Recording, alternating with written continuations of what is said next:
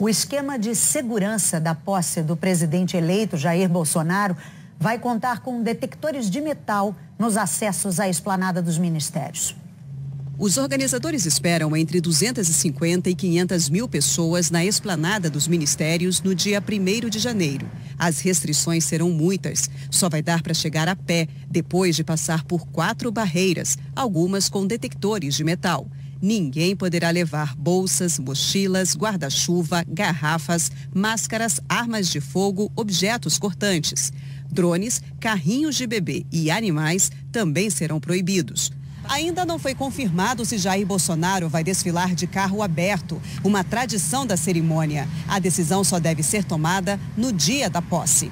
O ministro-chefe do Gabinete de Segurança Institucional, Sérgio Etchegoyen, não informou se esse é o maior esquema de segurança da história, mas esclareceu que a principal preocupação é tentar eliminar riscos. Eu não vou falar sobre os snipers, sobre as técnicas, sobre os procedimentos da segurança. O que eu posso repito, a segurança será absoluta para o presidente, o vice-presidente, as autoridades e principalmente para o povo que estiver aqui. O futuro secretário da Receita, Marcos Cintra, disse hoje que a proposta de mudar o chamado Sistema S faz parte de uma série de medidas para diminuir os custos das empresas e gerar empregos.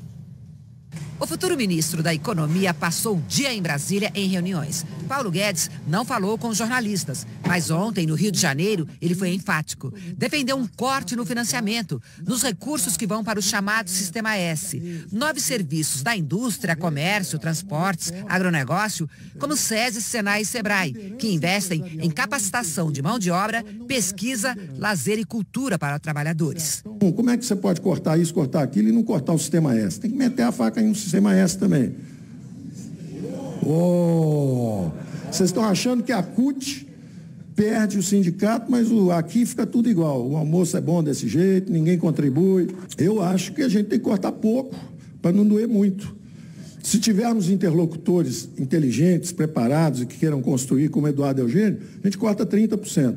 Se não tiver, é 50%. Eduardo Eugênio é o presidente da Federação das Indústrias do Estado do Rio de Janeiro, onde Guedes discursou.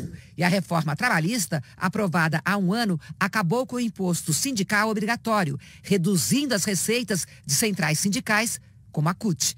Nos últimos 4 anos, as instituições que fazem parte do Sistema S arrecadaram 65 bilhões de reais. Dinheiro que é repassado pela Receita Federal a partir de contribuições compulsórias sobre a folha de pagamento das empresas. Apenas esse ano, o sistema já movimentou 17 bilhões de reais. As alíquotas variam de setor para setor. Os percentuais vão de 0,2% a 2,5%. Uma das críticas de especialistas é a falta de transparência na aplicação de recursos do Sistema S. Entidades empresariais se manifestaram sobre a proposta. A Confederação Nacional da Indústria afirma que a redução nas contribuições pode resultar em um corte de mais de 1 milhão de vagas em cursos profissionais do SESI e Senai. Se ele tiver ideias para melhorar, nós podemos melhorar, mas não dá para comparar um sistema como o nosso, do sistema profissional, com um sistema privado de universidades. É completamente diferente. O pessoal nosso é de classe C e D, que não tem recursos para pagar. Essa é a grande diferença que nós temos. O plano do governo Bolsonaro é que as empresas possam custear os próprios cursos, sem a intermediação do governo, pagando para empresas privadas ou para quem quiser. E o futuro secretário da Receita Federal diz que a ideia não é mexer apenas com o Sistema S, mas também na contribuição patronal ao INSS e até na contribuição dos trabalhadores. Enfim, em todos os encargos sobre a folha de pagamentos, para estimular as contratações. Não há nenhuma definição. Nós estamos fazendo um estudo que tem como objetivo fundamental criar a oportunidade de geração de empregos. E isso envolve o quê? Baratear o custo da folha de salários no país. O custo da folha de salários hoje é onerado em 20%, contribuição patronal e INSS, mais 6,5% aproximadamente do Sistema S. Não podemos perder a arrecadação, evidentemente, mas vamos criar alguma fonte adicional. O presidente Michel Temer está no Uruguai para a reunião do Mercosul. Na abertura do encontro, o argentino Maurício Macri criticou a Venezuela. Foi só a chegada para o encontro do Mercosul, mas já tinha jeito de despedida. Foi a última vez que Michel Temer posou como presidente ao lado dos colegas. O presidente uruguaio Tabaré Vázquez declarou que Temer teve participação importante no Mercosul. O Mercosul tem como fundadores o Brasil, a Argentina, o Paraguai e o Uruguai. A Venezuela está suspensa há 2 anos por descumprimento das regras democráticas. O presidente argentino Maurício Macri reforçou as críticas ao regime venezuelano. Uma ditadura que levou a cabo um processo eleitoral fraudulento. Disse que é uma ditadura que levou a cabo um processo eleitoral fraudulento, destruiu a democracia sob bandeiras que tanto dano causaram à região. E completou: é necessário trabalhar incansavelmente para a libertação dos presos políticos, pelo respeito aos direitos humanos e pela restituição da democracia na Venezuela.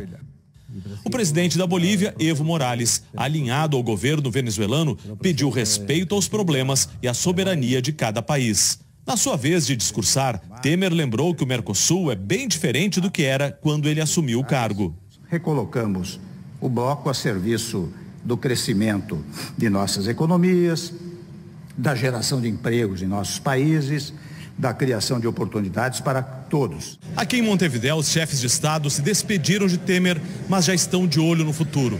O presidente eleito Jair Bolsonaro e integrantes do novo governo fizeram críticas ao Mercosul. O Brasil é a grande força do grupo. Os demais países sabem, para onde for o Brasil, vai o Mercosul. Eu acho que o presidente Bolsonaro poderá promover com a sua equipe uma revisão do Mercosul, pleitear essa revisão. Volto a dizer que ela se faz com certa frequência, de modo que não significa oposição ao Mercosul, mas até, quem sabe, um apoio ao Mercosul renovado. O Conselho Nacional de Justiça aprovou regras mais rígidas para o pagamento de auxílio moradia a magistrados. O Conselho Nacional de Justiça foi rápido na votação. Em apenas 1 minuto, o novo sistema de auxílio moradia para magistrados de todo o Brasil foi aprovado.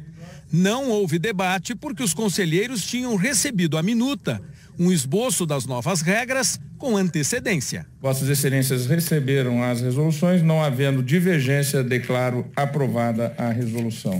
A partir de janeiro, o auxílio de até R$ 4.377 só será pago a juízes que preencham uma lista de requisitos. Se não houver imóvel funcional à disposição na comarca, se o cônjuge do magistrado não receber o auxílio nem ocupar imóvel funcional, se o juiz ou cônjuge não tiver imóvel próprio na comarca em que atua e se o magistrado estiver fora da comarca de origem. Além disso, o auxílio deixa de ser compulsório, ou seja, para receber a verba, o magistrado vai precisar apresentar os recibos de aluguel ou hospedagem. E é proibido usar o dinheiro do auxílio para pagar condomínio ou impostos, IPTU, por exemplo. A resolução original deixava claro que o auxílio moradia é de natureza temporária, caracterizada pelo desempenho de ação específica. Mas no texto divulgado pelo CNJ, minutos depois da sessão, esse trecho foi retirado. Segundo o CNJ, isso foi feito porque a palavra temporária poderia deixar margem para a interpretação sobre a duração do benefício.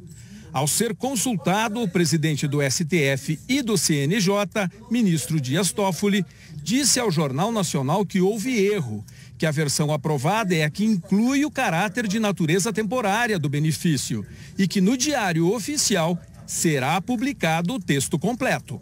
O benefício foi regulamentado com regras mais restritas depois que o ministro Luiz Fux, do STF, revogou a possibilidade do auxílio a todos os magistrados do país. Essa decisão foi resultado de um acordo entre o STF e o presidente Michel Temer para garantir o reajuste dos salários dos ministros do Supremo em 16,38%. Um aumento que acaba gerando um efeito cascata, já que dispara um reajuste para a magistratura e integrantes do Ministério Público. Também pode servir de base para o reajuste das demais carreiras de todo o funcionalismo público. Há um custo extra estimado de R$ 4 bilhões por ano. Pelas contas do CNJ, com as novas regras aprovadas hoje, somente 180 dos 18 mil juízes receberão o auxílio moradia, 1% da categoria. Antes, todos recebiam. Com isso, o custo aos cofres públicos deve cair de 78 milhões de reais mensais para 787 mil reais por mês. Depois do CNJ, o Conselho Nacional do Ministério Público aprovou as mesmas regras para procuradores e promotores. A construtora